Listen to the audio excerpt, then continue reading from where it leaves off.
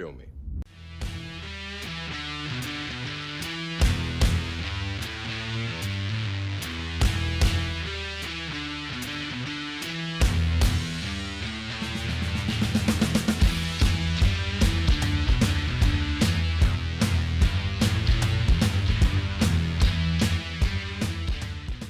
I'm the martial arts film freak, and I watched The Paper Tigers. Dad, Yeah, buddy. do you know any kung fu? I'm retired. Who's the old guy? That was our teacher. Called him Sifu. You didn't hear? Safe was dead. Something's not right. That was no heart attack. Do you think the poison fingers is real? 一教授，乜嘢都清楚。 Okay, just say it in English. Just say it do in English, man. When the hands cross, all will be revealed.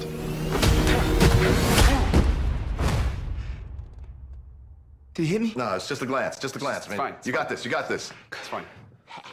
The Paper Tigers is a 2021 film directed by Kwok Bao Tran, starring a lot of people, a lot of fantastic people. The three leads here are Ron Yuan, Elaine Uy, and Mikkel Shannon Jenkins, who you may recognize from as Turbo from Undisputed 3 Redemption. And Ron Yuan, or Ron Yuan, is pretty much a martial arts action legend. He's worked with everybody. I mean, pretty much everybody. Most recently, you probably saw him as a pretty, not really central or main character. He's got a pretty big part in the Mulan movie, but he's fantastic. The young versions of those characters are played by, Peter Adrian Sudarso, Yoshi Sudarso, and Guy De Silva. And then you've also got, I only know him by his stage name. Matthew Page. Matthew Page, you may recognize as Master Ken. And then the young version of him, because there's a young version of him as well. I gotta find this guy I've never heard of, but he's pretty good frickin' too. Mark Paletti. Yes. So Master Ken and Mark Paletti also in this movie. I've got some more people. The Marshall Club crew. Yep, they're great. Andy Lee, Brian Lee, and Philip Dang, or Philip Dong. Not exactly how you pronounce that, because it makes me think of the movie Wu Dang, which I'm pretty sure is actually pronounced Wu Dong. So I'm going to say Philip Dong.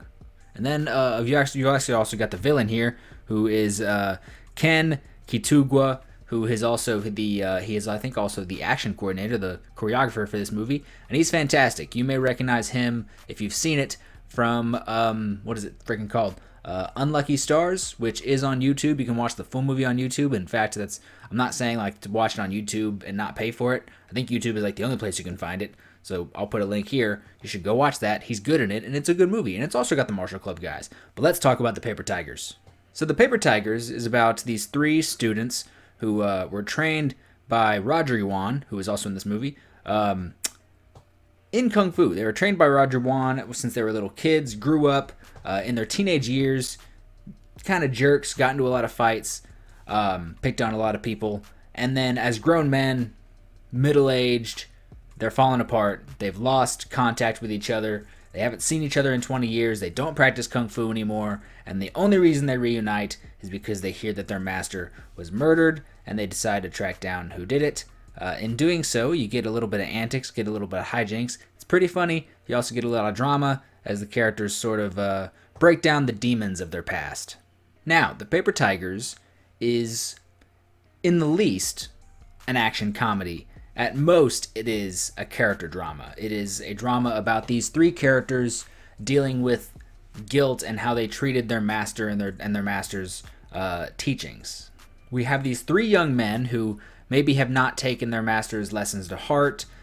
They sort of made a lot of bad decisions with their kung fu, went down a bit of a dark side in their younger years, and now as adults, they've lost contact with each other just as much as they have lost contact with their passion, kung fu.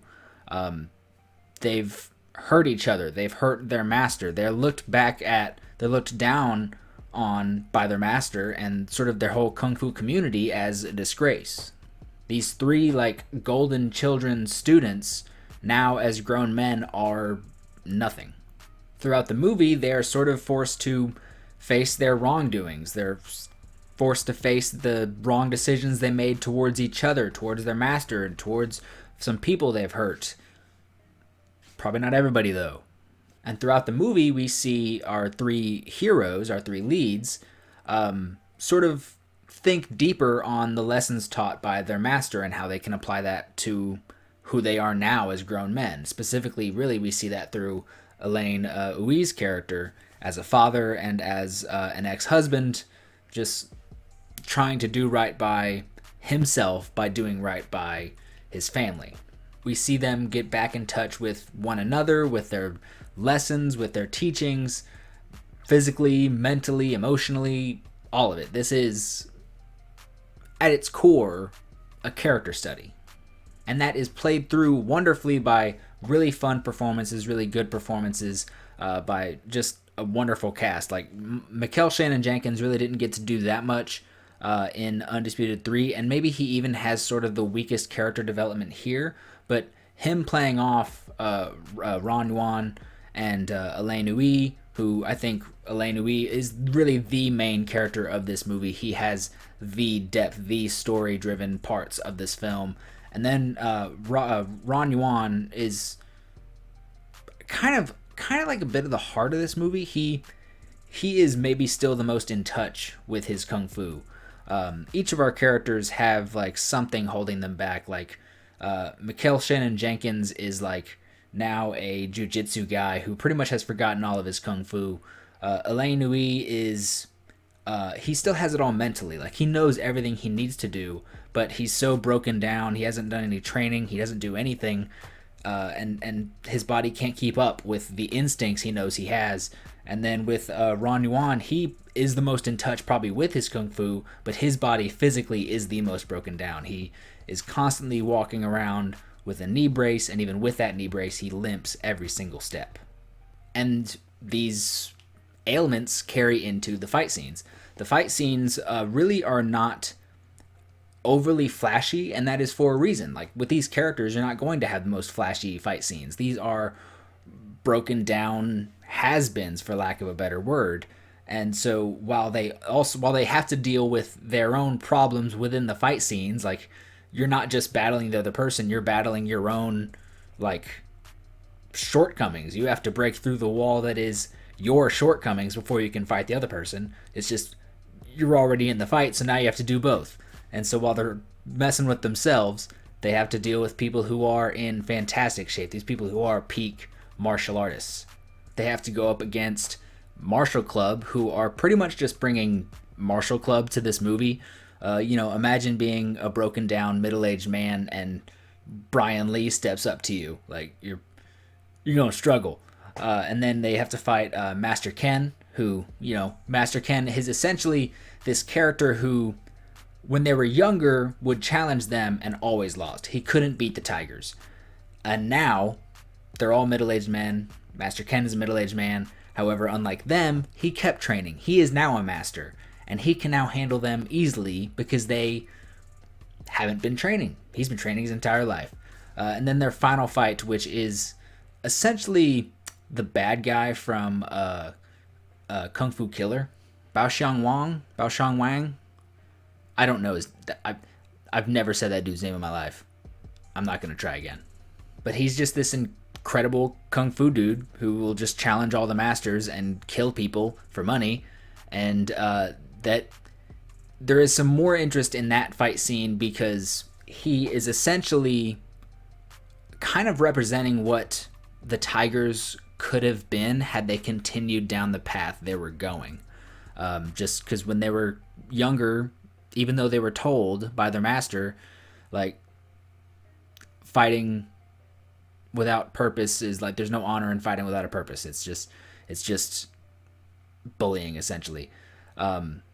That's what they did when they were younger. They just picked fights. They beat up Master Ken's character. They would do these like tournaments just for fighting, for the money, for the fun of beating the other person up. Had they continued down that path, they would probably be like the villain of this movie. Now, this isn't to say like all the choreography there is like trash, because again, they're fighting wonderful martial artists, and they still have it in them. They still have, well, except for Mikel Shannon Jenkins' character. He is a jiu-jitsu guy who has forgotten all of his kung fu. Lei Nui and Ron Yuan do some beautiful kung fu. It's just sloppy. Like, it's not going to be your perfect Donnie Yen or Scott Adkins fight scene because it's not what it's supposed to be. They are beaten, broken down old men who are trying their best. They're going to do what they can, but they're slow. They can maybe do a little bit of the stuff, but then their body's going to get tired and they're going to collapse. So they do have some actually really, really good choreography. It's messy, but it's messy on purpose. Wrapping this up, what am I doing? Where am I going? I'm going 4.5 paper tigers out of 5. 4.5 paper tigers out of 5. I know there's only 3 paper tigers, but I'm going to say there's 4.5. I liked this movie a lot. I didn't really know what to expect going into this. I had really only just seen the trailer. I had seen the cast. I had seen the Marshall Club was in it, and I'm like, I'm freaking down for that. That looks good. And this movie is genuinely very funny. This movie made me laugh quite a bit. The action is very good. I know my computer's running out of battery. I'm trying to wrap this up. Yeah, this is a very good movie. Have you seen Paper Tigers? Have you seen The Paper Tigers? Tell me what you thought in the comment section down below. You can rent this movie pretty much anywhere. I rented it on iTunes. You can get it on Amazon. If you're in one of like 50 theater areas, it went to like 50 theaters. I don't know if it's still playing by the time I put this up. Tell me what you thought of The Paper Tigers in the comment section down below. Don't forget to like, share, and subscribe. Apparently when he was trying to get this movie made, the studios were like, this is cool, but put white people in it. And he was like, why? And one studio was even like, put Bruce Willis in it. And he's like, did you read it? I'm happy he didn't. Happy they didn't do that. Yes. Like, share, and subscribe. Facebook, Martial Arts Film Freak Facebook page. Instagram, Martial Arts Film Freak. Tristan_Glover on the Twitters. Thank you so much for watching and have a good day.